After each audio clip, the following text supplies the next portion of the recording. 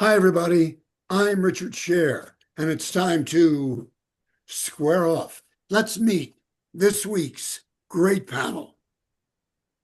I'm Marc Steiner. I'm Ruth Ann Norton. I'm Tyrone Keys. And I'm Jimmy Mathis. Great to have all of you with us today. Your square off team hopes you and your family had a very delicious, wonderful, peaceful, happy Thanksgiving. However, there is absolutely nothing to be thankful for from M&T Bank Stadium, as the Baltimore Ravens were absolutely destroyed by the Cincinnati Bengals on national TV, the score 32-14. Lamar has not been Lamar for the past few games. The Ravens turned the ball over 5 times. Jimmy, what can you say about this team? Not being negative, guys, it's a bad team in a worse division. Lamar has not been Lamar for the last 3 games at least. We were talking about before we started the show. I know he's been battling some injuries. It feels like it's more than that. He's a kid that's always had a passion for the game. He's always smiling. There's always excitement with him. I don't know if there's something personal going on in his life. It feels like it's more than a toe or a hamstring, whatever his original issue was. It just feels like there's more at play beyond the nuts and bolts of football with him. Ruth Ann, I see you shaking your head, yes. I couldn't agree more. And what a heartbreak for all the people who bought tickets and the fans in Baltimore to watch this. It's been unraveling all season. He's clearly not himself beyond injuries, because you don't go from a two-time MVP to a guy who fumbled the ball so many times through interceptions, but missed his receivers at every mark. He ran well, but that was about it. And the play calling of leaving Derrick Henry didn't help, but on the sidelines. But Lamar is in search of something. But I think we've got some deep issues in coaching as well in preparation for this team. And the Ravens should start thinking about next year, not the postseason. Yeah, What, Marc? I disagree. I mean, you have 3 interceptions and 1 touchdown since Miami. They're really falling apart. You can't put all the blame on Lamar. Clearly, what's happening on the practice field, getting the team ready, is not right. And they have to make some major changes. And maybe Lamar, look, quarterbacks have their day, and maybe Lamar's had his day. Maybe it's done. I Tyrone, posted to, oh, sorry. go ahead, Ty. No, I agree with everything that everyone has said. I think Marc put it very well. NFL is a short career, relatively speaking, and maybe we've seen Lamar peak. So All right, let me go over the Baltimore Sun's Mike Preston's report card for that game on Thanksgiving. Thanksgiving yet? Lamar Jackson, a D. Running backs, C minus. Offensive line, a D. Receivers, C minus. Defensive line, C. Linebackers, C minus. Secondary, D. Special teams, C. Coaching, D. What are we going to do? But look, at the end of the day, it is a team effort. Okay, you need to win Right. against in a division game. You need to beat Cincinnati at home. Okay, at this point in the season, they almost lost against the Jets. They tried to lose against Cleveland and came real close. And I had the privilege in a previous life. I was embedded with the Commanders back when they were the Redskins for over 10 years. Traveled with the team. And I'm stating the obvious here, but when you have your star quarterback, for whatever reason, is missing a lot of practice, the games look like what they're missing, where you're overthrowing, you're not hitting your targets. He is mentally hesitant right now. He can't make up his mind if he's going to run or, reset for the pass. Back in the day, he would hit the afterburners and be off. Um, but this is the problem with paying a running quarterback in the NFL that's never won the big game, almost $250 million, which is guaranteed. And again, I love Lamar. I'm one of the biggest Lamar fans that you'll find. But you got to be practicing, and he's got to figure out whatever else is in play here. Well, where does the coach That fit in here? Ruth Ann, where does I actually, I think good coaching would have been given Lamar's performance against the Jets, set him down last night, put in Snoop, and I think we would have won that game, and let Lamar kind of recalibrate because he would have had a week and a half. I actually posted that to the banner, but I think the coaching has gotten stale. Monken's gotten stale. Harbaugh's gotten stale. Unlike most, I think Zach Gore continues to improve. And he's a talent for the future, but I think you've got to rethink the coaching lineup here because they're not preparing the team. all right, we're going to get to the hard news, although that's pretty hard too. But first, here he is, ladies and gentlemen, on a big birthday. Howard Mallison, the voice of Square Off. Howard, happy birthday to you. Happy birthday to you. Thank you. I feel just like a teenager that I am. You look like one. Are you about 18 now? 19. Thank you. That's what his online profile says. That's right. You know, with so many cars on the road and distracted drivers everywhere, auto accidents will happen. And if you've experienced an accident, the insurance companies don't tell you where to take your car. That's why more and more drivers are trusting their auto repairs and maintenance to leading edge auto body and mechanical repair. They work on all makes and models and offer free pickup and delivery anywhere in the Baltimore area. Call them at 410-443-6433 or visit them at 5807 Falls Road in the heart of Mount Washington. They make your car look and run like new again. Yes. And if you're experiencing any kind of foot pain that requires medical attention, I recommend Dr. Kelly Gagan, a well-respected board-certified podiatrist and heel specialist. And no one is immune from foot problems. And also, if your concern is the appearance of your feet, Dr. Gagan has a long record of success using laser treatments to correct your issue. Plus, they're safe, painless, go right to the root of the problem. You believe me because she's worked on me and it's cured me and Richard, both of us. Yeah. Both of us I have great beautiful feet. By the way, I Right. do have great feet. So don't suffer from the agony of defeat. Oh, Start winning with a call to Dr. Gagan at 410-753-4422 to set up an appointment. Once again, that's 410-753-4422. Thank you all. Back to you, Richard. happy birthday to you. And take your car to Leading Edge, Howard. They'll have I a big will. I surprise plan for you. to. All And right. take your feet to Cake. Have you seen Howard's feet? I was told not to refer to him as Pretty Foot Mailson anymore, but you got to see it. He used to be called Old Hangnail, but now he, Too much information. right, sure. Too All much right. information. I On agree, a Mark. serious note, incidents of violence in Baltimore might be going down statistically, and that, of course, is a very good thing. But last weekend, the lead story was about shootings in the city, 7 in 8 hours, 3 victims dead. Wednesday morning, a man and woman died in a double shooting on East Monument Street. They were in a crash right after that on Enzer Street. The investigation continues, and despite the downward trend, many people remain afraid to come into Baltimore. What do you think about this? Anybody? I think a lot of the crime has been exported out to Baltimore County. And yeah, look, I'm glad to see a slight dip in what have historically been horrific stats.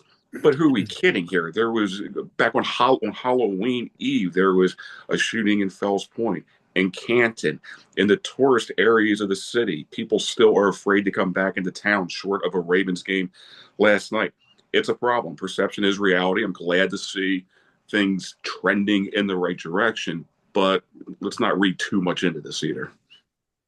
Yeah, I also think that people have a right to be concerned because, bullets don't have any names. So if they're, going after a specific individual or individuals, if you get caught up in the crossfire, that could mean bad things for you and your family. So people are being prudent, and unfortunately, they're choosing to avoid the city because, as Jimmy said, the perception. Anytime life is, these homicide numbers are down. Great. Okay, no one can argue with the preservation of life. But there's some other factors, economic, primarily, educational, that we need to look into to really start stemming the tide. Well, Well, this is from one second, Ruth Ann. This from the Baltimore Sun. City resident Antoine Robinson turns to prayer. Quote, Dear Heavenly Father, I just ask you to keep the city in your arms. Robinson prayed, hoping for peace in a city that's shaken by violence. It might be ending, there might be a positive spin in the statistics, but Ruth Ann, what were you going to say? well, I just think that Tyrone is exactly right. There's no doubt that Mayor Scott and the city and the governor working together have driven down major crimes. And that's important. And that's happening also all over the country. But the reality is that what we see is what we feel in safety in our neighborhoods. And I live in the Otterbein neighborhood, and I see on people who are on street corners uh, and still making people who are coming into the city a little more stressed, a little more nervous, and that's optical. But it's important on how people perceive coming downtown, how they perceive coming into neighborhoods. But we've also had multiple shootings in Federal Hill, a neighborhood not right near mine. These neighborhoods that we did not have previous crime, that many neighborhoods have suffered disproportionately and unfairly under massive crime. This is starting to seep out into other neighborhoods and causing a different feel for people. Regardless, major crime is down. I do think the police need to think about these, what I will call optical crimes, including getting rid of the graffiti, cleaning up the city, and the stick 'em up, hold 'em ups, and these bar shootings have got to stop, right? And that's been terrible to see. I mean, this has been going on forever. Well, you've been on the air forever, so that you have a good perspective. No, seriously, you have a very good perspective, Marc, on the city and how it's progressed or degressed. I mean, I think that first of all, most of the serious crime in a city is they have instances in Fells Point, they have an instance in Mount Vernon, but the reality is it mostly is in the poorest neighborhoods in the city. That's where the crime Exactly. is. That's where the violence is. True. And I think that Brandon Scott and his administration have done more than most to ameliorate that crime in the city and worked at it. They can't control it all, not by itself. The city can't do it alone. And you to really do that, it's a question of employment, housing. It's a question of finding alternatives in the community for young people, which we've totally neglected in this town. I Um, do I do agree. Its root cause it still remains many of the root causes around housing, jobs, and yeah, access to Well, opportunities. how do we fix it, folks? Well, let me just say this because there's one name that has not been mentioned that has been a heck of a differentiating factor, and that's Ivan Bates. Huge. Okay. If you look at the beginning when his tenure started, and then you look at these numbers, they coincide. So uh, he's done a lot more than talk. yeah, Okay. So I think we need to definitely recognize his office. And absolutely. look, and his predecessor was an absolute failure. Okay, Marilyn Mosby coming out of the Freddie Gray days. You had the police for almost a decade have been on a blue flu. It's been next to impossible to recruit that next generation of officer. And Ivan Bates, who just announced he's going to run for reelection, has been an absolute rock star. Now, again, Brandon Scott is the mayor, so you give, you can't beat up on him when things are going bad and not give him credit when it's going good. So I'm not saying that he's not playing somewhat of a role in this, but absolutely the man of the hour on this is Ivan Bates. It takes two to tango, I think, and I think the mayor has done a great job in this. And I agree, Jimmy, you got to give him credit for this. Ivan Bates and the mayor who politically, I think, I'm not sure who endorsed where they were in the last election, but have been a great duo for this city, moving the major things down. But look, when you have federal money that no longer is supporting the city, and the city's going to have to try to address so many of its chronic issues of poverty.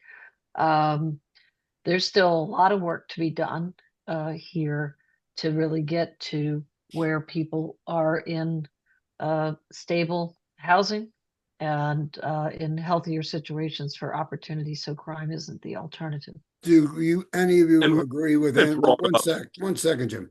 Antoine Robinson, our gentleman who prayed earlier in the show, says it's time that perhaps the governor should call out the National Guard and help settle the city. I think that's a little over the top.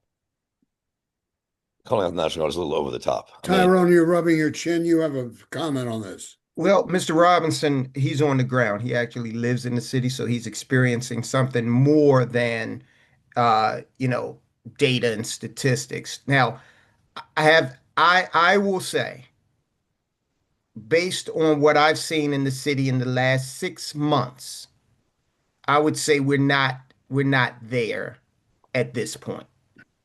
And you guys know I'm very, we got to take these repeat violent offenders off the streets, okay? Football numbers. But I don't think Baltimore is there at this point. Is Couldn't where? agree. Here's the reality of it. Is where it needs a National Guard presence. All right, I got you. And Ruth, and Final word, Jimmy. I was just going to say, Ruth had brought up the graffiti earlier. You saw the squeegee kids on the corners. These things matter, right? Because if you don't have a good quality of life, it's going to be very tough to get young people to move into these more affluent neighborhoods, which is the reality is that's a huge portion of the tax base for the city when you consistently are having shootings in Federal Hill, Canton, Mount Vernon. But you don't have, that's And ridiculous. then- You don't have a huge number of shootings in any of those neighborhoods. When they You happen, don't need a huge number. when they happen, they become headlines, but they're not the matter of the day. That's not what happens every day. Marc, That's really an exaggeration. With all due respect, it was so bad in Federal Hill that they had their own private security in front of the Four Seasons right now. And collectively, the business owners were putting their property taxes into an escrow account because they didn't believe that they had the support of the DPD. So this is more than just hyperbole. It's way overblown. I think Marc, I think the reality is this, you're correct on the statistics. What I was trying to say earlier is, unfortunately, we're losing the optics, right, for people who That's coming true. from outside of the city to inside of the city, when the disproportionate crime is happening still in Sandtown, Winchester, and East Baltimore, and Cherry Hill, and Southwest Baltimore. But And what the headlines are is what is driving whether somebody comes in from Howard County, Baltimore County. And I was not referring to the squeegee kids as much as I was referring to just panhandlers on the streets in general, which it comes from the economy. It comes from not having good outreach and resources, getting people to things. We are making progress overall. We've got a lot to do on the underneath to keep moving this forward, for sure. All right. Many of you have probably noticed that President Trump has been attacking verbally members of the White House press corps. We're going to hear more about that. We'll debate it after this word from the voice. Howard Mallison. Howie, come back in. I'm back. Hold on 1 second. There we go. Take your time, Howard. Okay. If you or a family member has experienced personal injury, medical malpractice, or nursing home neglect, it's time to call the law firm of Barry Glazer. You know, he has the legal team and resources to go after big insurance companies to get you every penny he can. And with an in-house medical doctor and nurse, his attorneys work on the toughest and most complex medical malpractice cases. Barry Glazer is your best advocate for the injured, disabled, and medically abused. Give Barry Glazer a call at 410-547-8568 and let him know you heard about him on Square Off. And you know, for breakfast, lunch, and dinner, your choice for a great meal starts at the Double T Diner. And all the menu choices are served the entire day. The Double T Diner has locations all over town: Route 40 West, Perry Hall, White Marsh, Bel Air, Laurel, Annapolis, Pasadena, and the EC Diner in Ellicott City. You've never seen a menu with so many selections. It's why the Double T Diner wins so many reader polls. Plus, Monday nights are lobster night at By the Docks, which is part of the Double T family. And let them know you heard about them on Square Off. Now back to you, Rich. Okay, Howard, thank you very much. We love diners. Baltimore is a diner town, as you know. Now, well, Ruth Ann, you'll be first on this one. President Trump is increasing his verbal attacks on female members of the press. He denounced ABC News White House correspondent Mary Bruce during an Oval Office meeting with Saudi Crown Prince Mohammed bin Salman. Bruce asked Trump whether it was appropriate for his family to be doing business in Saudi Arabia while he was president. And before he could answer, Bruce then directed a question to the Saudi prince. Quote, "Your Royal Highness, the U.S. intelligence has concluded that you orchestrated the brutal murder of Washington Post's journalist Khashoggi. 9/11 families are furious that you are in the Oval Office. Why should Americans trust you?" And the same to you, Mr. President. Ruth Ann? Well, kudos to the journalistic integrity of Mary Bruce Amen.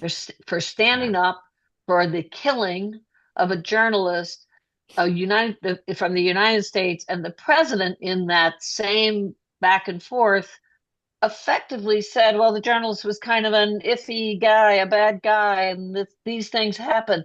The response from Trump was so inappropriate, but so was referring to a reporter as Miss Piggy and telling a female reporter and calling her Piggy. First of all, the outrage from male journalists needed to be higher. I will say that. Agree. But in any instance, in any other setting, Trump would be fired. If that kind of thing happened in the workplace, it happened anywhere. But the outrage between Epstein files and the abuse of women coming out of this man's mouth and his lack of integrity. But kudos to Mary Bruce. What a great journalist. The president asked Mary Bruce right after her questions, "Where do you work?" She said ABC News. The president, "You are a terrible reporter. Fake news." And Trump threatened ABC's license to broadcast. Jimmy. That's my biggest problem of all this. Look, Trump has had his war against the media going back to 2014, 2015. So I'm not going to rehash that right now. But this is the second time now that he has either brought up using the FCC or used the director of the FCC to even hint about going after the licenses of these networks. As somebody that has been in journalism for pushing 30 years now, that's a problem. And whether he means it or not, I don't know. But that I have more of a problem with than anything else on this. Jimmy, let me just say, denigrating women should be something that is problematic as well. I hear you. I'm not dismissing that. I'm not. Yeah, I understand. I get it. I'm not Trump's spokesperson. He is who he is. I'm not defending it. I'm not saying it's right. I'm not saying that the Oval is the right theater to be doing it in. I'm just saying when we talk all the time about First Amendment protections, when most people have no idea what's protected within the First Amendment, when you're talking about going after the licenses as the president from the Oval of accredited news outlets inside the Oval Office, I don't care what side of the aisle you're on. I'm a big Trump supporter. Everybody knows that. Okay. But Trump, I know you like Trump, but that a lot of people do. Obviously, they voted for him. Yeah. But Trump is a lowlife. He is. I'm just going to put it out there. He's a scumbag. He has no respect for women. He's a racist. He's a lowlife president. We're stuck with him right now. So I mean, and what he said, calling women reporters ugly, Miss Piggy. Come on, give me a break. Is this what your leader is supposed to do? A national leader? How they're supposed to speak to people, talk about people? It's just I'm not defending his rhetoric, Mark. I'm not. not his rhetoric. I'm not. His I'm rhetoric is not part that of guy. his rhetoric is what he believes. This underlies everything he believes. He's always been this way. He's not that bright, and he's a danger to our And democracy. we could go round and round and round on policies and the reason why he's won 2 elections and his whole fake news thing. He's not completely wrong on in certain examples. I'm just saying when you're talking about going after ABC's license as a network, as a constitutional conservative, that bothers me. I'm not defending Yeah, any of the remarks that he's made to women or anything else. All right.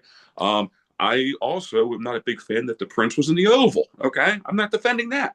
I'm just saying, I remember when Obama tried this with Fox News on the North Lawn of the White House. NBC News was one of the first outlets to stand up and side with Fox on this. It is a very dangerous precedent if it you is. want to preserve the First Amendment and the freedom of an independent, free press. And that's all I'm saying. Tyrone, He's created. wait 1 second, Mary. Tyrone, I see you nodding and tilting your head. What do you think about this? Well, I think everything's been said. Yeah, the threatening of the license is clear when you read the First Amendment. He obviously can't do that unilaterally, so he would need an act of Congress, and that is forbidden in the First Amendment. So, yeah, I don't like. It's different from the way I would approach it, but I am not the president of the United States. Okay, Perhaps you should be. perhaps I should be. We'll see what happens, what unfolds. Uh, All right. Does but that mean you're announcing? right here on Square Off, absolutely. Damn, Um, me. so, um, listen, I hate to do this, but I do want to say this. We were discussing Robinson and what he had to say with regard to prayer and the National Guard. I do just want to caution us on this panel. When we step out our front door, we experience a different stress level than he's experiencing, and a lot of the folk in Baltimore City are experiencing. So let's just be cognizant of that when we hear people say, hey, I want the National Guard, because my biggest concern when I walk out my front door is a deer in the yard. Robinson's dealing with something different, and we have to remain cognizant of that, his experience. Well, Absolutely. and I think he's calling Absolutely. for civility. He's calling for compassion. He's calling for kindness. But I want to go back, and I feel really strongly here, Richard. The president has created a culture that other news outlets are not standing up when he's crossing the line, whether he's calling for licensure to be taken away, or how his treatment of women is, and the culture that he is creating, that is creating the opening for exacerbated violence against women. And anyone supporting Trump should be deeply bothered in their conscience that we don't have our journalistic independence, that we are denigrating half or more of the United States. Everyone here, I'm sure, has a sister or a mother, certainly an aunt or other, that we have to look at all of this as an attack on our own citizens, and we need to stand up. But Ruth Ann, Mark, final I would word. argue that I Good. would argue that the people that Trump has the most vitriol toward, I would argue that they are not allowing that to impact the the way they question him.